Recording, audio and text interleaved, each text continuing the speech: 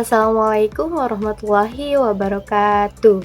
Halo teman-teman semua, kembali lagi bersama saya Tuti Komalasari dengan NIM 2213400033, mahasiswi jurusan Bimbingan dan Konseling Islam. Nah, sekarang ada tagline-nya ya, yaitu Bimbingan dan Konseling Islam, Cerah Menceriakan. Hari ini saya akan menyampaikan hasil pembelajaran saya di pekan kemarin, yaitu pada hari Selasa. Pada hari Selasa kemarin, saya mendapatkan suatu pelajaran di mana dosen memberikan pelajaran yaitu mengenai bagaimana cara melakukan public speaking. Stay tune ya. Oke teman-teman, kita akan membahas mengenai tentang bagaimana cara melakukan pembicaraan di depan umum. Sebelum itu, pada hari Selasa kemarin, ada beberapa teman saya yang melakukan praktik public speaking. Beberapa teman saya ini adalah mereka yang mendapatkan tugas untuk maju ke depan. Itu tugas individu di mana nanti setiap minggunya itu ada perwakilan dari kelas untuk melakukan public speaking di depan.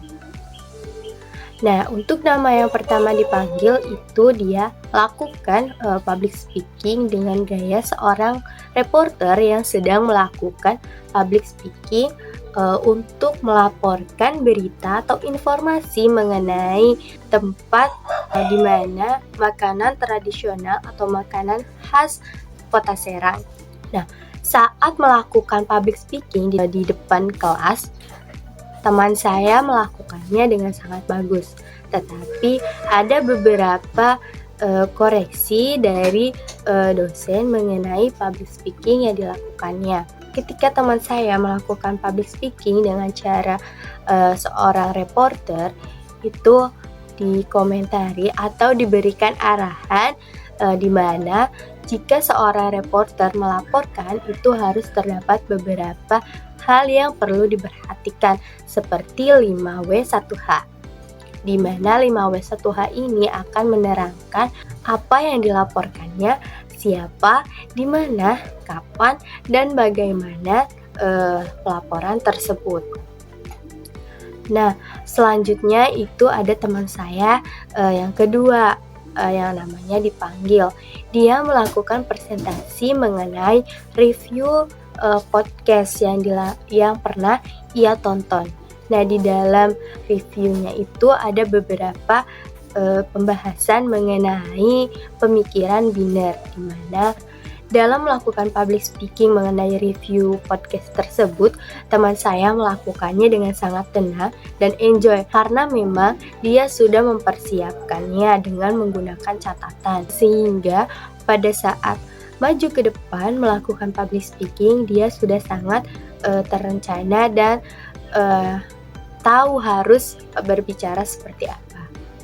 Nah, selanjutnya itu ada teman saya yang ketiga, karena perwakilan setiap minggunya itu ada 3 orang. Nah, yang terakhir ini dia melakukan public speaking dengan mencontoh seorang food blogger yang memberikan review mengenai makanan dan tempat makan. Nah, pada saat melakukan public speaking tersebut, teman saya mungkin merasa grogi dan shock karena memang belum ada persiapan yang matang ketika namanya dipanggil. Nah, itu ada beberapa penjelasan sedikit mengenai teman-teman saya yang maju ke depan dan langsung dikomentari oleh Pak dosen. Dan Pak dosen memberikan arahan bahwasannya ketika melakukan public speaking itu kita harus terencana dan terstruktur sehingga kita siap dan mampu mengontrol emosi kita. Dan pada saat itu juga Pak dosen memberikan arahan bahwasannya ketika melakukan public speaking di menit pertama itu kita berusaha untuk mengontrol emosi kita. Nah, untuk bisa mengontrol emosi di menit pertama itu sehingga kita untuk melaju ke menit-menit selanjutnya, itu kita sudah merasa tenang karena memang di menit-menit pertama ini adalah cara kita mengontrol emosi dan juga mental kita untuk berada di depan. Nah, setelah teman-teman saya sudah melakukan public speaking di depan, kita melanjutkan ke materi, di mana materi ini membahas tentang bagaimana cara melakukan public speaking. Nah, public speaking ini kan merupakan suatu pembicaraan yang dilakukan kepada sekelompok orang dengan struktur dan juga suatu komunikasi yang akan didengarkan oleh khalayak umum.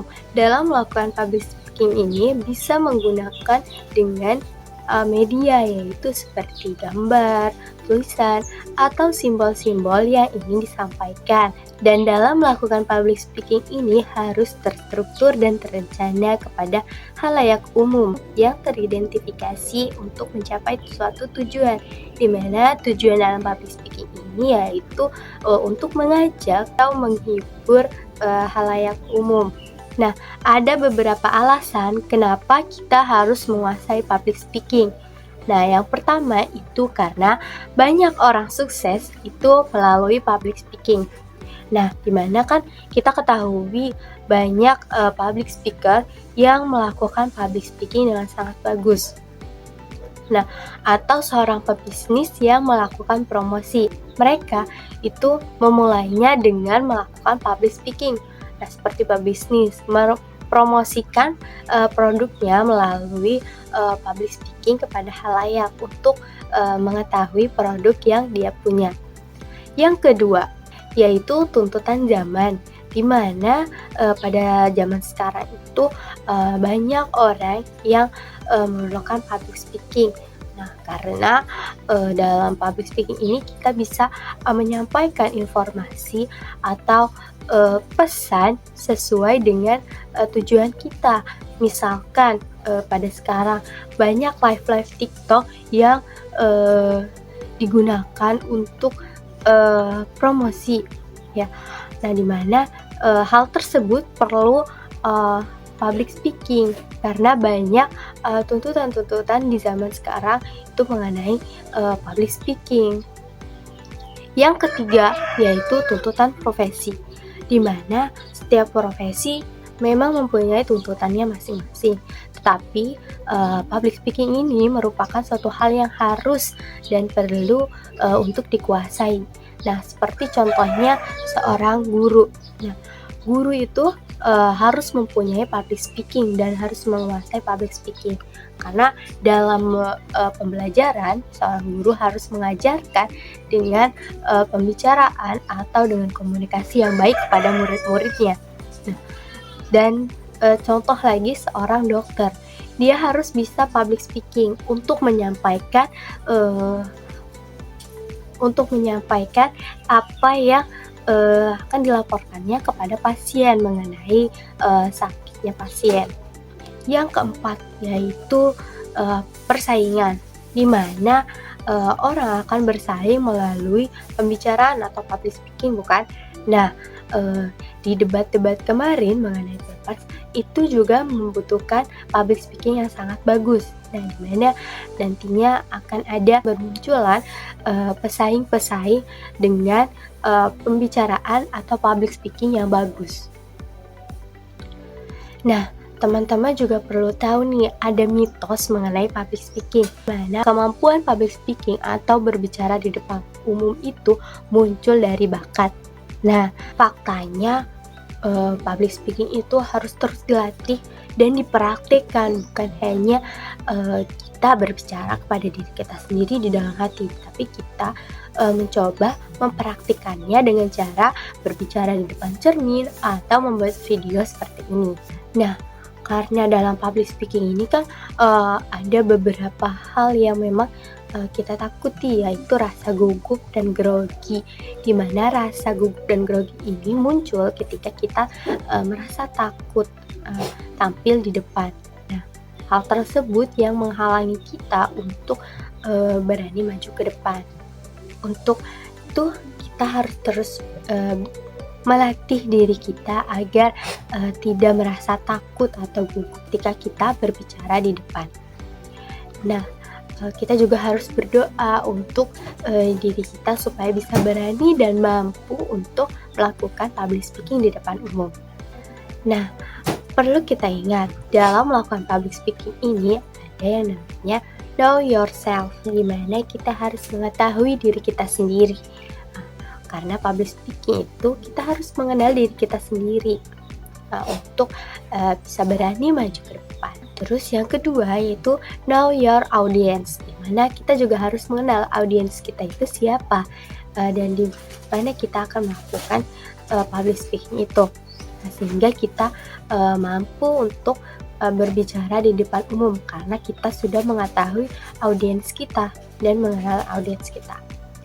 Nah, yang ketiga itu know your material, di mana kita harus mengetahui materi apa yang akan kita sampaikan. Dan kita harus menguasai materi tersebut sehingga kita mampu berbicara di depan umum itu dengan terstruktur dan terencana. Apa yang mau kita sampaikan dan bagaimana cara kita menyampaikannya. Nah, dalam melakukan public speaking atau misalnya seperti presentasi yang dilakukan, ada beberapa tips mengenai cara kita untuk melakukan public speaking. Nah, yang pertama, kita harus menguasai materi yang akan kita sampaikan, di mana materi tersebut adalah suatu bahan utama untuk pembicaraan yang akan kita sampaikan. Jadi materi ini harus benar-benar kita kuasai sehingga apa yang kita sampaikan itu bisa tersampaikan kepada audiens. Yang kedua, yaitu membayangkan bahwa kita ada di presentasi tersebut dan bagaimana cara kita mengontrol emosi kita besok. Kita membayangkan bagaimana cara kita untuk mengontrol emosi kita pada saat itu. Yang ketiga, yaitu kontak mata. Nah, kontak mata ini perlu dilakukan karena untuk menyampaikan suatu informasi kita melakukan kontak mata. Mana kontak mata ini akan memfokuskan kita untuk bisa meyakinkan audiens dengan pembicaraan yang kita lakukan. Nah, yang keempat yaitu dengan body language, di mana body language ini juga merupakan suatu keyakinan di mana audiens melihat kita, bagaimana gerak tubuh kita, bagaimana cara kita untuk meyakinkan para audiens dengan body language kita. Yang kelima yaitu bahasa.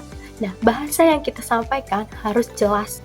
Yang keenam yaitu intonasi penyampaian, di mana intonasi ini akan mempengaruhi pembicaraan kita.